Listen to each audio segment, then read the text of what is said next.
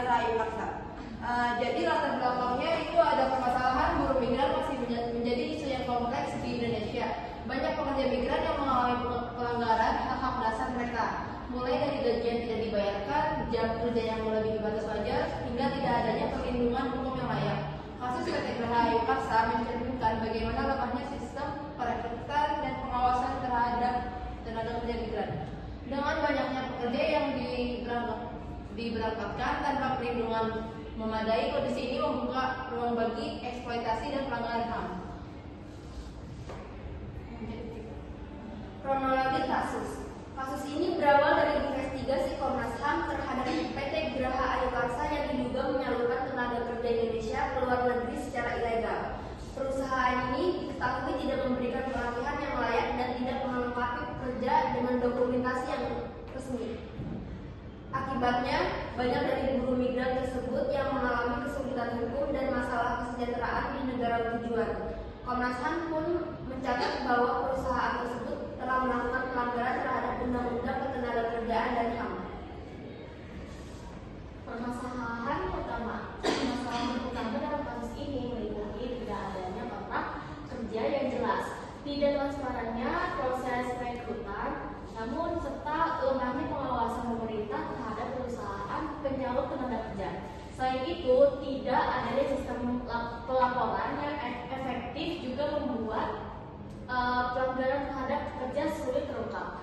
Buruh migran menjadi pihak yang paling dirugikan karena tidak memiliki posisi tawar yang kuat, baik terhadap perusahaan perekrut maupun terhadap pemerintah negara tujuan. Selanjutnya ada dampak terhadap buruh migran. Buruh migran yang diberangkatkan melalui PT Geraha Ayu Paksa mengalami berbagai bentuk pelanggaran.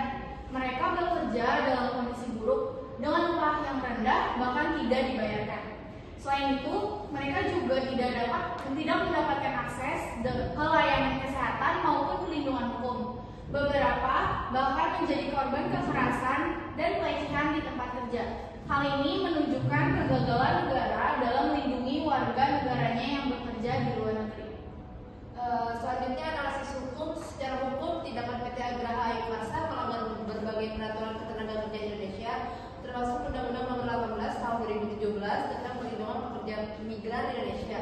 Perusahaan ini diduga melanggar ketentuan HAM yang diatur dalam Undang-Undang Dasar 1945 dan Undang-Undang Nomor 39 Tahun 1999 tentang hak asasi manusia.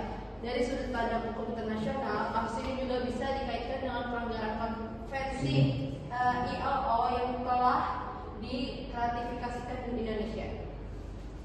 Rekomendasi dan solusi.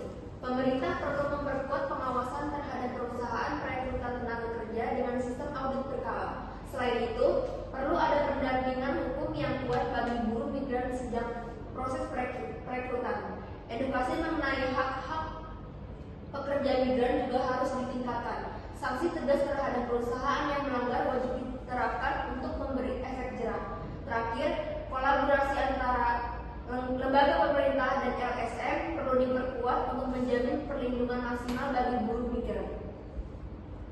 Penutup, kasus PT Geraha Ayu Paksa menjadi cermin dari lemahnya sistem perlindungan buruh migran di Indonesia. Diperlukan pembenahan menyeluruh baik dari sisi hukum, pengawasan maupun edukasi kepada masyarakat. Hanya dengan begitu kita bisa memastikan bahwa pekerja migran mendapat hak dan perlindungan yang layak serta bebas dari praktik eksploitasi. Sekian dari kelompok kami, kurang lebihnya mohon maaf. Wassalamualaikum warahmatullahi wabarakatuh.